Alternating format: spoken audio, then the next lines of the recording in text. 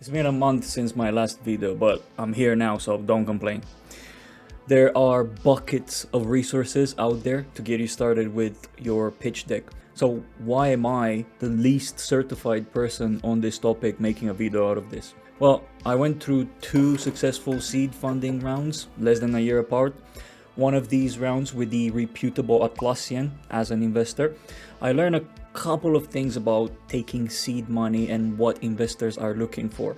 But the actual reason why I want to share these tips is that I recently had several discussions with early founders and had seen decks that weren't great at all. And I noticed common mistakes that you could avoid making to ensure your pitch is not rejected and you secure the investment you badly need.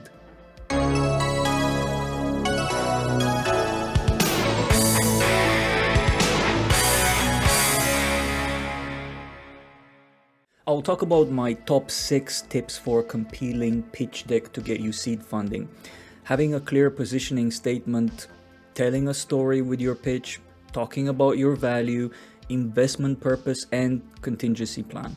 We'll talk about all of that, but there is one critical point I want to mention. There are differences in what an early angel investor needs to hear when helping you with smaller seed funding versus VC for a series investment round. Most advice out there is textbook VC pitch structure, but I'm going to give you specific tips that worked for me for early seed funding. So I might be giving you conflicting ideas to what you've heard from others, but as always, you're free to take it or leave it. And I promise you won't hurt my feelings either way.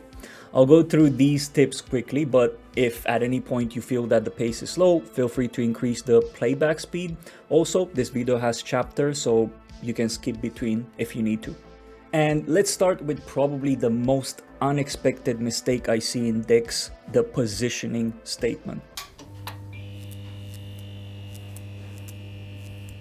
I'll put it plain and simple. How you introduce yourself can make or break your chances to get funded. When you pitch to investors in person, your first impression will impact how the investor will perceive you for the duration of the meeting. Sure, having a solid rest of the pitch can salvage some of the carnage produced by a terrible intro. Still, if you have a great start, discussions will flow more naturally as the first impression always counts. This applies to pitch decks as well. If you don't have a strong positioning statement very early on your slides, you'll have a confused potential investor scanning through slides trying to figure out why you even exist. One of the mistakes I see is not taking advantage of the real estate on the cover of your pitch deck. Most of them have only written pitch deck as cover title or just the company name. Take advantage of the cover to add a punchy tagline under your company name or logo.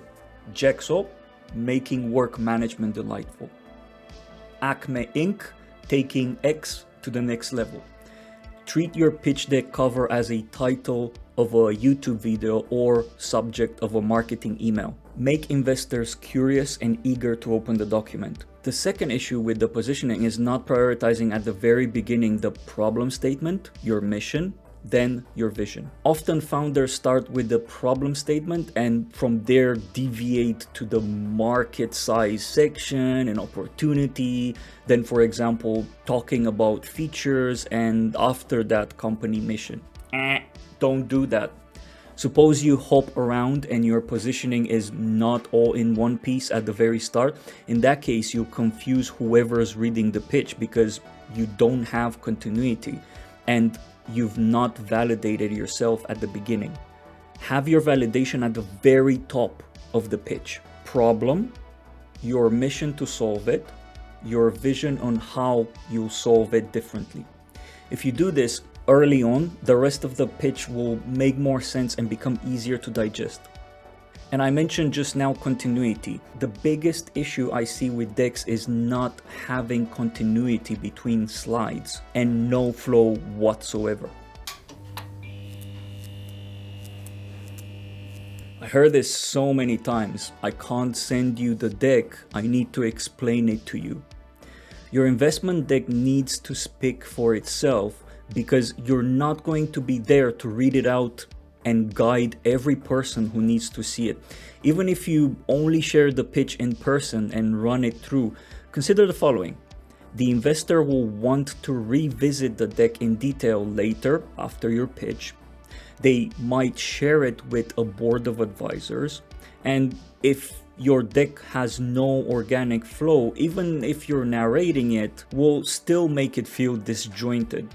If you're not confident emailing just the pitch to an investor without talking it through, then you need to get back to the drawing board. Your pitch needs to organically guide the reader in navigating it end to end.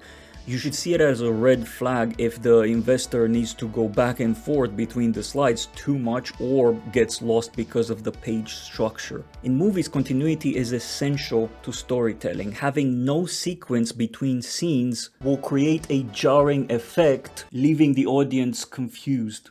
But when done right, storytelling can effectively sell an emotion or thought to your audience.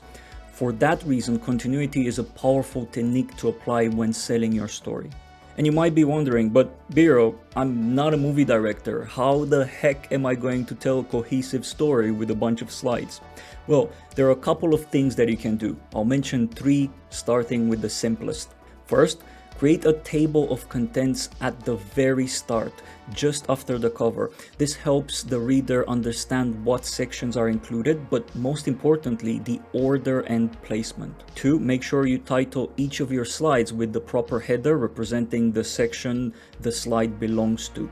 This sounds common sense, but I've seen plenty of examples where there was no heading and you have to consume all the information there to deduct what the page wants to communicate.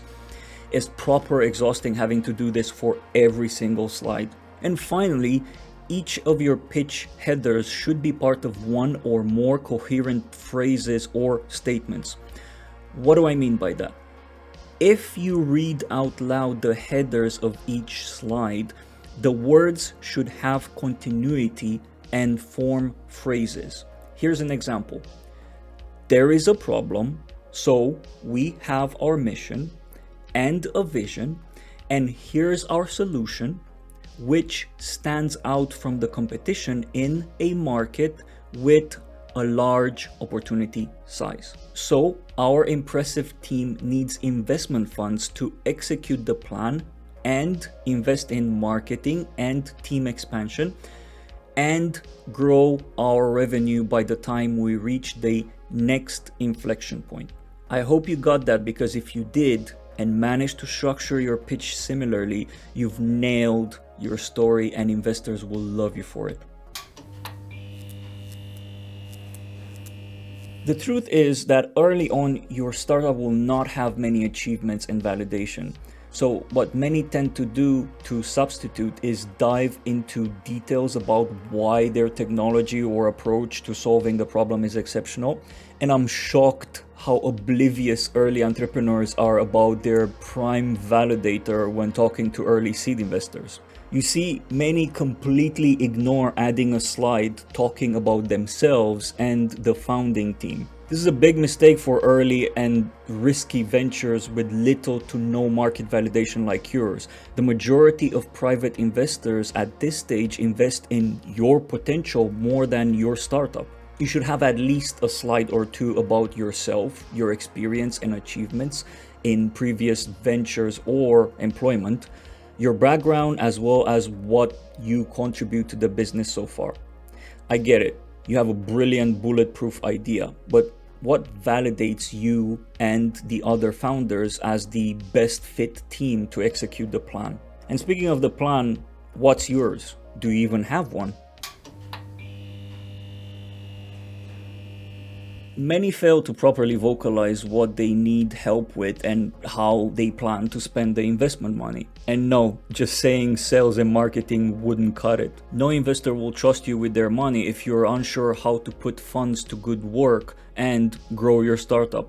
Some would argue that they'd want the investor's experience to help them figure out how to grow, but that to me is just lazy talk. If you go to an investor with an idea or ready product, ask for their money, their time and resources, yet you've put no effort into figuring out how you'll take your startup to the next level, With that kind of attitude, something tells me that you'll not care about growth execution post-funding either. And as an early seed startup founder, you can't really fully detach from this topic and just hire an expensive team of growth hackers to do all the work for you. These are just massive red flags. Do research upfront, look at similar companies that are successful and try and reverse engineer their growth tactics. Then put together a grounded plan with steps for at least the next 6 months and how results will impact your growth. I usually recommend having a mission for the funding budget and inflection points to reach. For example, your plan can culminate with your startup transitioning to be self-sustained or profitable, fueled only by revenue. Or you use the seed funding to grow the company to a specific valuation and enable you to go for another round of investment. It's really up to you how you see the business progressing and the means to get there. But do show you have a grounded execution plan, as it will drastically increase your chances of locking in investment. Even if, say, the investor thinks some of the strategies are not appropriate, at least you get valuable feedback. Now, this last one is not a typical section in seed funding decks, and it is more of an advice and great to have. But before we go into why you should talk about this, let's see what the definition is. Contingency plans are what-if scenarios based on specific events that establish the playbook to follow should that event occur. You see, having a plan B for if things don't work out will be very well received by investors, because it shows you're not planning to close shop if things don't go according to plan. It's also a sign of mature thinking and positions you as a well-calculated entrepreneur, one that people would like to partner with. I know your growth plan is brilliant and it will work. Still, we all know, especially after a ravaging pandemic, that plans don't always go as expected. So go through the exercise of coming up with at least route B if things don't pan out. So I hope that my 6 tips can help you better your pitch and secure that much needed funding. As mentioned, I'm not planning to talk in detail about how to write your pitch deck. For that, there are plenty of videos out there, and I linked slide bean ones in this video.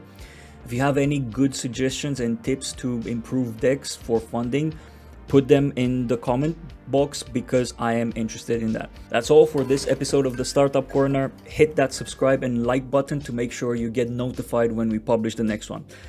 Hopefully not in a month from now. All right, bye.